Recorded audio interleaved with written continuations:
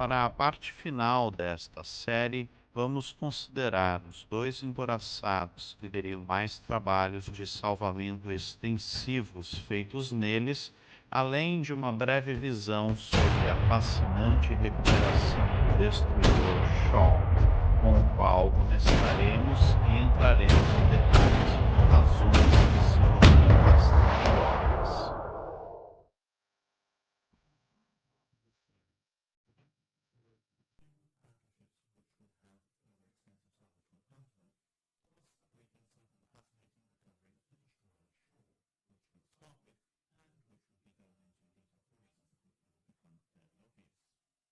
Após os ataques a Pearl Harbor, o United States Ship Shaw apresentava uma visão bastante lamentável. Ele foi atingido por 3 bombas, incendiado e em seguida teve seus depósitos de munição à frente explodidos.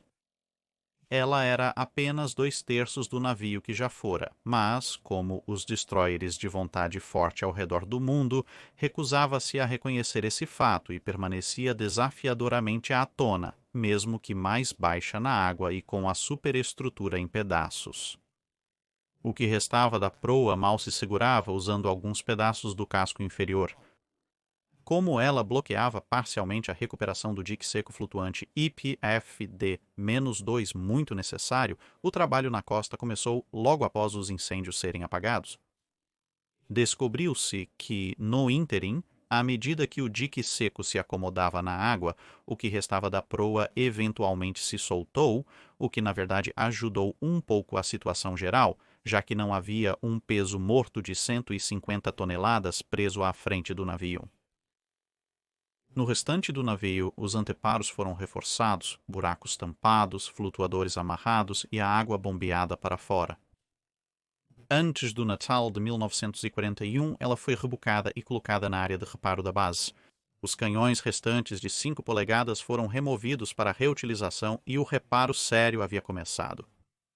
Embora publicamente listada como perdida, mentes astutas já estavam trabalhando tentando descobrir como trazer o que restava do navio de volta para os Estados Unidos continentais para uma restauração completa, e até o final do ano, Shaw estava programada para uma estadia no Dique Seco 2, junto com um submarino para ter uma proa falsa instalada. As bordas irregulares do casco foram então cortadas, e o que restava de sua superestrutura de ponte também foi removida. Depois ela foi recolocada na água para dar espaço para outros navios. A proa falsa foi abaixada no lugar enquanto ela ainda estava na água e então soldada pontualmente ao navio. Um grande mastro de tripé foi colocado em substituição à superestrutura, além de um único canhão de 5 polegadas resgatado do United States Ship Cassin, que foi colocado em sua posição intermediária. Agora, o trabalho poderia começar para concluir a solda da proa temporária e restaurar a estanqueidade do navio. Para isso, ela aguardava o retorno ao serviço do ICH-FD-2, o dique seco flutuante que sua detonação ajudou a afundar meses antes. Shaw entrou no dique no final de janeiro de 1942 e na segunda semana de fevereiro, os homens trabalhando nos encouraçados do outro lado do canal viram a bizarra cena de um destroyer de meio porte com um mastro superdimensionado, guiado de um ninho de corvo no topo, armado com um único canhão no meio do navio, navegando pelo porto. Tendo falhado em afundar ou despertar a ira de um deus do mar ofendido que possuía um senso de estética, Shaw atracaria ao lado do United States Ship Ward durante a noite, partindo após o almoço do dia seguinte e rumando para o mar, destino Mare e Island, o primeiro navio da longa lista da unidade de salvamento a deixar Pearl Harbor. Ela voltaria no final de agosto, totalmente apta para lutar, e apesar de sofrer danos repetidamente ao longo da guerra, ela veria o conflito até o fim. E os 2 últimos navios em que a unidade de salvamento trabalhou, após o sucesso com o primeiro? Como foi o processo de recuperação deles? Oklahoma, como mencionado anteriormente, ficou de cabeça para baixo. A única coisa que a impediu de virar completamente foi que a superestrutura atingiu camadas mais firmes sob a lama que compunha o fundo do porto, o que ilustrava o quão raso era o ancoradouro. Ninguém sabia exatamente o quão seriamente ela havia sido atingida, além de vários relatórios que falavam de torpedos não apenas abrindo buracos em seu lado abaixo da linha d'água, mas outras armas rasgando a parte superior do casco acima do sistema de proteção enquanto o navio inclinava. Havia também a questão de muitos componentes pesados no navio que nunca foram feitos para ficar de cabeça para baixo e sem dúvida se soltaram e causaram todo tipo de dano interno. Embora fosse um navio de guerra padrão e potencialmente útil se recuperável, era claro que ela precisaria de muito mais tempo para ser resgatada. Nos primeiros dias, a prioridade foi dada aos navios com um caminho de volta ao serviço muito mais óbvio e rápido. Vários meses se passaram sem nenhum trabalho sendo realizado no navio. Valen justificou isso da seguinte forma: minha razão para não indicar o Oklahoma no programa de curto prazo é que escrevê-lo provavelmente será um trabalho muito extenso, e eu questiono se o resgate do navio justifica o desvio de talentos de engenharia, forças de trabalho e material que seriam necessários para fazer o trabalho. Após ser endireitada, haverá um intenso trabalho de resgate e recondicionamento para colocá-la em operação. Não questiono que isso possa ser feito, mas exigiria 1 ano ou mais de tempo, além do talento das forças de trabalho mencionadas. No entanto, Oklahoma afundou em uma posição que não apenas bloqueou ou interrompeu uma série de ancoradouros muito valiosos, mas ela rolou parcialmente para o canal principal, o que estava se mostrando muito irritante para o transporte que entrava e saía da base, pois eram forçados a dar ao naufrágio uma margem justa para evitar danos a ambas as partes. Teria que ser movido em algum momento. Para isso, a Pacific Bridge Company, que apoiava significativamente a Marinha dos Estados Unidos da América nos esforços de resgate, foi trazida de forma importante para o esforço. No final de fevereiro, os mergulhadores examinaram o casco e encontraram pelo menos 4 locais de impacto de torpedo e vários acertos ou quase acertos de bombas. Ressalvaram que havia muita lama empurrada para cima, obscurecendo partes do navio. Com base nisso, o contra-almirante Furlong elaborou um plano para endireitar o navio, mas estava bastante claro que nenhuma combinação de guindastes flutuantes, remendos ou bombas moveria o navio em seu estado atual. Este era um trabalho que exigia ou uma reforma significativa do navio para aliviá-lo, ou pura força bruta. Ele escreveu uma carta na qual descreveu seu método proposto, baseado na maneira como alguns dos navios alemães da frota de alto mar foram resgatados de Scapa Flow, afirmando que consiste essencialmente em remover mastros, torres e outros pesos de topo por meios mecânicos ou por explosão e então flutuar o navio de cabeça para baixo ao expulsar a água com ar comprimido. Se a profundidade da água for adequada, este é provavelmente o método mais barato e rápido de limpar Oklahoma. Após a flutuação, o navio poderia ser rebocado para o mar e afundado, ou, como no caso dos navios alemães, colocado em um dique seco disponível para desmontagem. Se ao atracar for constatado que o navio está em boas condições para ser recondicionado, arranjos poderiam ser feitos para endireitá-lo. Isso também possibilitaria retirar materiais valiosos se o recondicionamento não compensar. Não é preciso dizer que a quantidade de explosivo necessária para explodir completamente as torres de canhão de um navio de guerra da classe Nevada provavelmente tornaria o navio bastante irrecuperável do ponto de vista operacional, mas ainda assim, o custo de fazê-lo pode ser menor em comparação com os métodos mais diretos. No entanto, à medida que se tinha uma ideia mais clara do estado do navio, a outra opção se tornou muito mais realista. Isso foi bem mais direto e brutal. Basta anexar dezenas de cabos de aço grossos, encontrar um monte de guinchos extremamente resistentes e simplesmente içar todas as 27.000 toneladas, mais quem sabe quanto de lama e água, na posição vertical. Mas com os relatórios dos mergulhadores pintando um quadro cada vez mais sombrio dos danos ao navio e o fato de que ela era o segundo couraçado padrão mais antigo da frota, superado apenas pela própria Nevada, Furlong também reconheceu que o trabalho e o material necessários para flutuar esses navios constituiriam uma distração do esforço de guerra que deveria ser concentrado em novas e vitais construções e reparos. A produção em larga escala de cabos de aço especiais, blocos, forjamentos de aço e guinchos, além da contratação de mão de obra e engenheiros qualificados por um ano ou mais para içar e recuperar esses navios, não se justifica atualmente. É muito melhor deixá-los como emprego pós-guerra para a mão de obra? Esta carta cobriu geralmente Oklahoma, Utah e Arizona. Mas no final de abril, com o trabalho nos outros encouraçados indo impressionantemente bem, um novo ímpeto foi dado à ideia de pelo menos colocar Oklahoma na posição vertical novamente, e em maio a opção de guincho foi ainda mais desenvolvida em um plano de trabalho. Contratos preliminares foram feitos, materiais obtidos, e, com West Virginia no dique seco, havia mais mão de obra qualificada disponível. Em meados de julho, a divisão de salvamento estava pronta para começar. O primeiro trabalho, para acessar e esvaziar os tanques de combustível acessíveis, começou em 12 de julho. Apesar do sistema de guincho parecer mais provável, ainda havia expectativa de que, ao encher parte do navio com ar, a flutuabilidade diferencial pudesse endireitá-lo e até mantê-lo flutuando, o que seria mais rápido. Mesmo que a opção do guincho fosse ser usada, introduzir uma bolha de ar no navio ajudaria a induzir um movimento rotacional ao navio, ao invés de simplesmente arrastar o casco em direção à ilha Ford e, é claro, diminuiria a tensão nos cabos e guinchos. Contudo, não era tão fácil.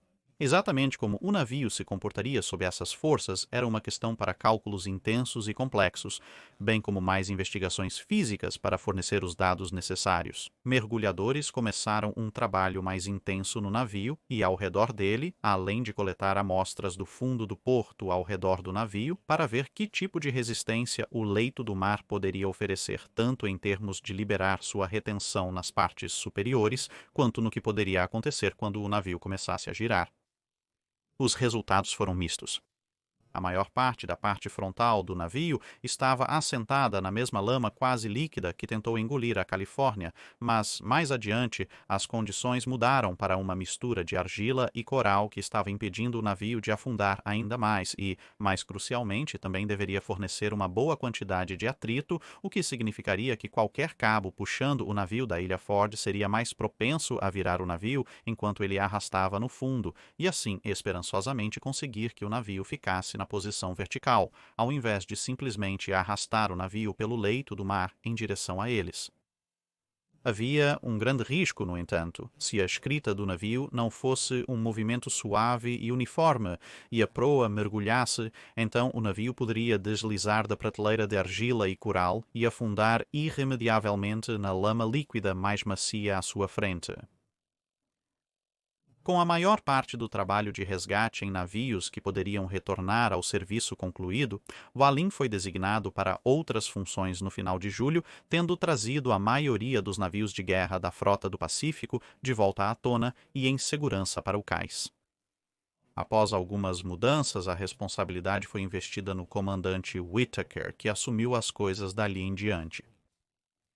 Mergulhadores começaram longas e perigosas jornadas dentro do navio para abrir e fechar várias escotilhas, reconfigurando a estrutura interna do navio para que várias das áreas não danificadas fossem efetivamente transformadas em grandes volumes receptores para bolhas de ar que seriam bombeadas. Em terra, as bases para diversos guinchos começaram a ser instaladas e tanques de pontão extras foram preparados para serem acoplados ao navio, visando ajudar na criação de flutuabilidade. A configuração das escotilhas e portas era essencial. Nenhuma escotilha ou porta que dava acesso a áreas danificadas do navio poderia ser deixada aberta, pois, caso contrário, o ar simplesmente escaparia pelas rachaduras e fendas no casco, mas, por outro lado, qualquer escotilha, anteparas ou portas deixadas fechadas dentro dos volumes designados para bolsões de ar impediriam a propagação do ar e poderiam deixar compartimentos únicos ou múltiplos cheios de água, o que reduziria a eficácia do esforço de insuflação de ar. Esse trabalho levaria um tempo considerável. As bases do guincho não estariam completas até novembro, e nesse ínterim começou uma busca por maquinário para anexar a elas. Tinha que ser poderoso, funcionando idealmente em corrente contínua, disponível em grandes quantidades na ilha Ford, e entregar máximo de potência como alto torque a baixa rotação, pois adicionar engrenagens complexas para reduzir velocidade de motor de alta velocidade levaria mais tempo e dinheiro, além de causar ineficiências energéticas, necessitando ainda mais guinchos. A solução foi eventualmente encontrada nos motores usados pelos bondes elétricos que serviram Honolulu por várias décadas até então. Os motores foram devidamente trazidos e instalados juntamente com um complexo sistema de polias que reduziria o esforço nos cabos o suficiente para permitir que eles fizessem seu trabalho sem estalar e cortar qualquer coisa e qualquer um em um raio de aproximadamente 600 pés. A única desvantagem do sistema de polias era que, com uma taxa de redução bastante significativa, haveria uma grande quantidade de cabo que se acumularia nos fusos e carretéis do sistema e, portanto, teria que ser limpo de vez em quando. Não seria um movimento contínuo. Armações também foram anexadas ao navio, tanto para receber os cabos quanto para aumentar seu efeito, pois o momento de virada seria maior com as armações se projetando para longe do casco, melhorando assim a eficiência dos guinchos. Em dezembro, os guinchos estavam quase prontos e com uma estação de controle estabelecida com equipamentos que permitiam o controle independente da velocidade de cada guincho, o primeiro aniversário do ataque passou e o tempo estava se aproximando rapidamente para que o Oklahoma fosse colocado de volta na posição vertical. Pesos acessíveis, como os parafusos, foram retirados do navio e em janeiro de 1943 viu-se a conclusão das últimas disposições em terra e a bordo do navio.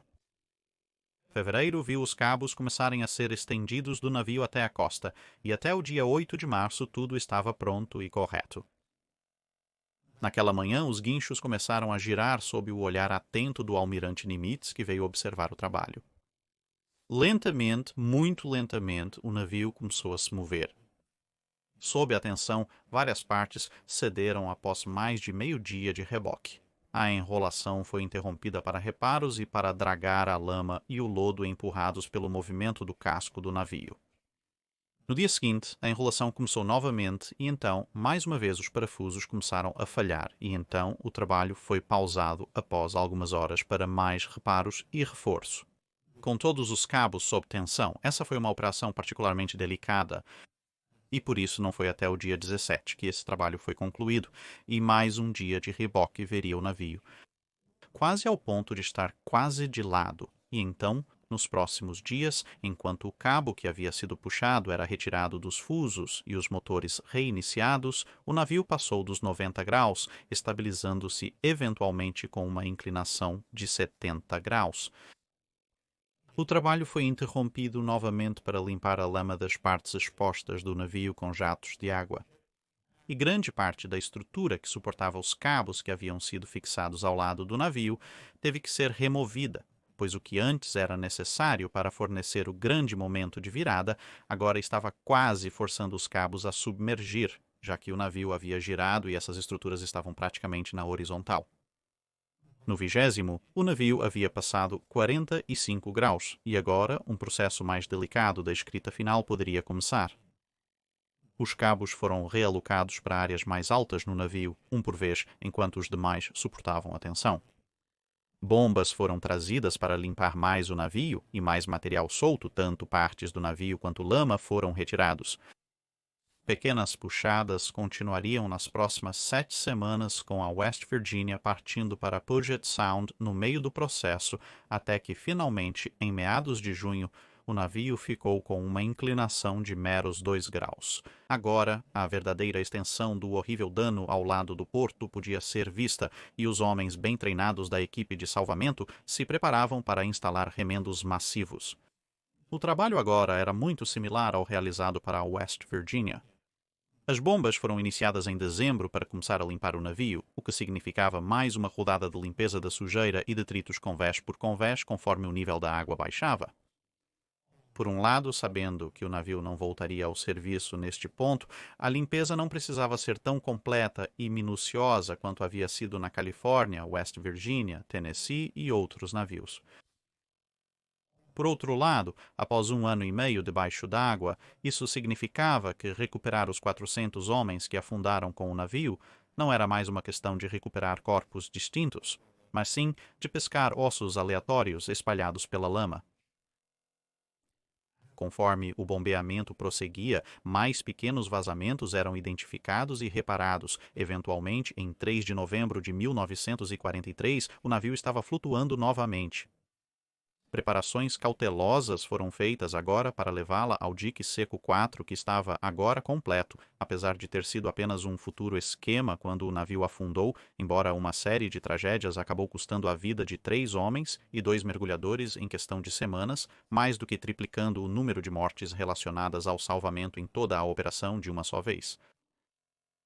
Após um trabalho cuidadoso para abrir caminho para o casco frágil, o Oklahoma foi conduzido pelo canal no dia 28 de dezembro de 1943, com apenas 2 pés e meio de folga do fundo, pousando com segurança para o trabalho de reparo que seria necessário para torná-la à prova d'água, e assim poder ser guardada fora do caminho até que pudesse ser vendida para sucata. Indo para o Utah, a situação em janeiro de 1942 era ainda menos urgente do que em Oklahoma. Embora ela ocupasse um lugar útil para a atracação, não era tão crítico quanto os da Battleship Row, e ela não estava bloqueando tantos assim, e, portanto, além de recuperar parte da munição antiaérea a bordo, havia pouco além do valor de sucata no casco agora que ele havia sido afundado. Como resultado, nenhum dos valiosos mergulhadores que trabalhavam nos outros navios sequer desceu para verificar qual era o dano ou mesmo como o navio estava no fundo do porto.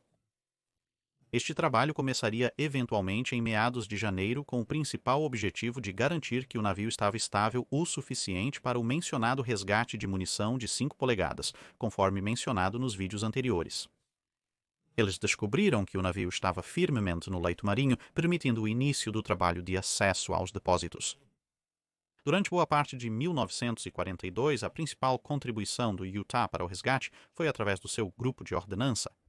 Responsáveis pelos canhões antiaéreos de 5 polegadas no navio antes do ataque, eles demonstraram eficiência e bom treinamento nos trabalhos de resgate nos canhões secundários, munição e equipamentos de controle de fogo dos diversos navios que estavam sendo resgatados. A falta de mão de obra impediu que os pequenos grupos de resgate designados para o Utah se aprofundassem muito mais no navio para recuperar mais munição, pois mais voltas no casco, mais inundações, mais anteparas deformadas e fechadas e mais sulfeto de hidrogênio foram encontrados. No final de fevereiro de 1942, o resgate no navio foi concluído, com pouco mais de 2.500 cartuchos de munição de 5 polegadas para os 3 tipos de canhão de 5 polegadas então em serviço na Marinha dos Estados Unidos da América tendo sido recuperados. O último deixou o navio no dia 14. Ninguém retornaria ao Utah por cerca de 1 ano. Em 1943, com os principais esforços de salvamento concluídos, o Utah recebeu novos visitantes. Com apenas trabalho restante no Oklahoma, alguns mergulhadores foram designados para investigar o antigo navio-alvo também.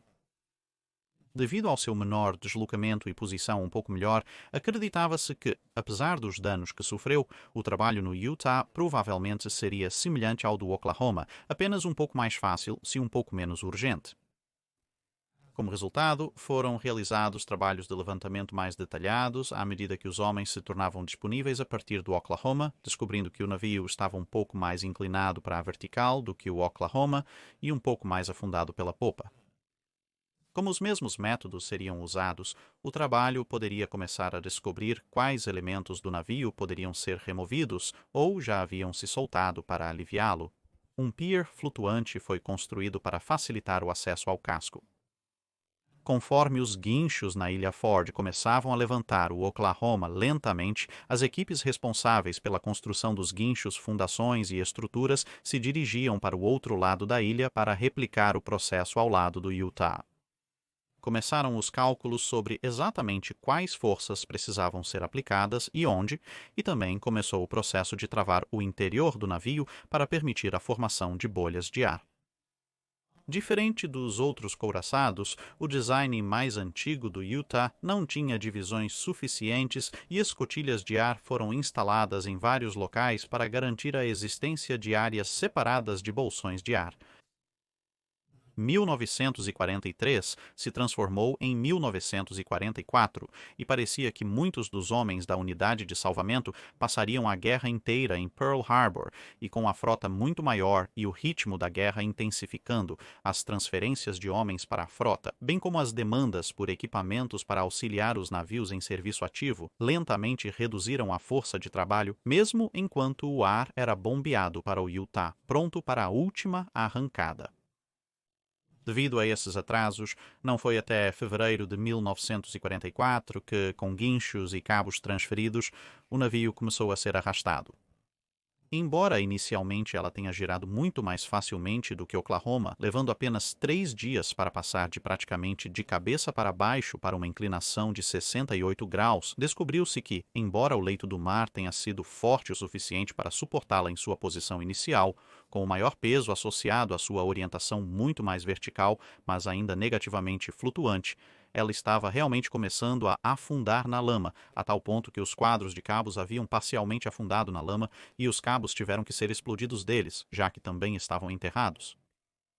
Os cabos foram reanexados às partes superiores do navio e os guinchos foram novamente arrastados, mas quanto mais vertical Utah se tornava, mais afundava na lama. Foi uma corrida entre rotação e assentamento que terminaria com um navio com uma inclinação de 37 graus e completamente firmemente encaixado no leito do mar. Os guinchos se esforçaram, mas ela não ia a lugar nenhum. Ainda assim, ela estava pelo menos um pouco mais fora do caminho e muito mais estável do que antes, e assim o trabalho cessou e as operações relacionadas ao salvamento que haviam começado enquanto as balas e bombas japonesas ainda voavam pelo ar no dia 7 de dezembro de 1941 terminariam com o calendário marcando o dia 15 de março de 1944. Sem nenhum trabalho feito para desaguar o navio e, portanto, nenhum dos restos da tripulação presa recuperado, o casco de Utah foi designado como um túmulo de guerra. O navio foi formalmente descomissionado e o casco deixado no lugar onde permanece até hoje. Para ser claro, esta série não cobriu toda a extensão de todo o trabalho relacionado ao salvamento que ocorreu em Pearl Harbor, que por si só cresceu em torno do trabalho da equipe de salvamento de uma base avançada capaz de reparo e reformas, para uma instalação naval completa com meia dúzia de docas secas, se você incluir as flutuantes, enormes áreas de armazenamento, fazendas de combustível, oficinas e similares, capazes de apoiar uma frota de tamanho incomparável a caminho e de volta da guerra que estava progredindo mais para o oeste. A unidade de salvamento trabalhou em muitos outros navios durante seu mandato.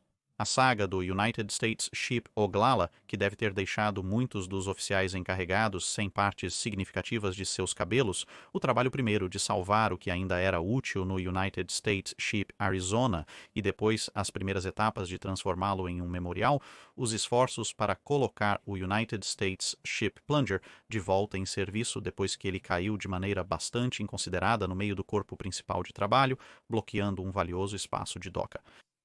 A aplicação da história do navio de Teseu ao Cassin e Downs e vários outros esforços são todos parte da história completa da unidade de salvamento. Então, no geral, o que eles conseguiram? Em resumo, uma enorme quantidade. Navios considerados irrecuperáveis, como o West Virginia, foram restaurados e retornaram ao serviço. A própria West Virginia mais tarde se vingou da marinha japonesa na Batalha do Estreito de Surigao, ao lado dos sobreviventes de Pearl Harbor, Maryland, Tennessee, Califórnia e Pensilvânia, com o United States Ship Mississippi acompanhando a viagem. Espaço vital foi recuperado em Pearl Harbor, que veria um influxo de novos navios. Esta foto de um dos Iowas ancorados ao lado do Hulk de Oklahoma ilustra o quão longe os Estados Unidos da América foram. A Marinha avançou ao longo dos anos de guerra. Eles também conseguiram dar um último lugar de descanso para a maioria daqueles que estavam desaparecidos em ação após os ataques de 7 de dezembro, seja recuperados para sepulturas ou para sempre a bordo de seus navios, como com o Arizona e o Utah. O trabalho da unidade de salvamento também salvou vidas de conselheiros. Suas notas detalhadas e meticulosas sobre onde os sistemas de proteção de destroyers, cruzadores e navios de guerra falharam e como isso poderia ser evitado em projetos futuros, bem como a enorme quantidade de trabalho calculando exatamente como selar com segurança partes de um navio para proteger contra inundações, Tudo isso contribuiu para o corpo de conhecimento que estava crescendo rapidamente, que eram os esforços de treinamento de controle de danos da Marinha dos Estados Unidos da América, que por sua vez veriam muitos navios retornar ao porto de Pearl. Avariado, sim. Fortemente queimado e inclinado, certamente. Grandes partes faltando e que foram parar no meio do Oceano Pacífico? Absolutamente. Mas ainda assim, os navios, ou pelo menos o que restava deles, retornavam, muitas vezes para serem remendados, virados e enviados de volta para a luta com muitas de suas tripulações, assim conseguindo voltar para casa com histórias hilárias, como navegar pela metade do Pacífico de costas, ou remendar o navio com árvores de coco, em vez de deixar um punhado de oficiais sobreviventes com a tarefa de escrever centenas de cartas para parentes em luto. Fora algumas premiações aqui e ali, no entanto, relativamente pouco reconhecimento foi dado a esses homens trabalhadores na época, ou mesmo desde então, mas espero que esta pequena série tenha feito uma pequena parte em aumentar um pouco o perfil deles, como sem dúvida eles merecem profundamente. E, se você gostaria de aprender mais sobre alguns desses outros esforços de resgate que mencionei, ou mesmo mais detalhes sobre os esforços de resgate nos navios de guerra, então eu recomendaria fortemente os 3 livros que formaram o núcleo de o material fonte para este vídeo e os relatórios oficiais da Marinha dos Estados Unidos da América sobre o assunto estão disponíveis ao público. Então, os 3 livros são Descent into Darkness, de Edward C. Raymer. Ele foi um dos muitos mergulhadores da Marinha que passaram muito tempo nos restos de vários navios de guerra, e eu não necessariamente o recomendaria como leitura de cabeceira, a menos que você goste particularmente de pesadelos sobre ser perseguido por corpos flutuantes em navios de guerra afundados, mas como uma leitura da tarde é definitivamente muito, muito esclarecedor. Há também a Ressurreição, salvando a frota de batalha em Pearl Harbor, por Daniel Madston, que aborda os esforços de salvamento em todos os navios e várias razões pelas quais certos navios foram salvos antes de outros, e é certamente uma excelente leitura. E então você também tem Pearl Harbor, porque, como salvamento da frota e avaliação final pelo, na época da escrita, vice-almirante Homer N. Wallen. E, bem, dificilmente precisa de mais introdução sobre quem ele era e por que ele estava muito qualificado para escrever esse livro. Descent into Darkness também está disponível como audiolivro se você quiser seguir esse caminho. E então, senhoras e senhores, concluirei esta pequena série dizendo: levantem um copo para os homens da unidade de salvamento de Pearl Harbor, que foram além dos limites para provar o ditado de que não se pode manter um bom navio afundado. É isso para este vídeo. Obrigado por assistir. Se você tem um comentário ou sugestão para um navio ser avaliado, informe abaixo nos comentários. Não se esqueça de comentar no post fixado para perguntas sobre o dique seco.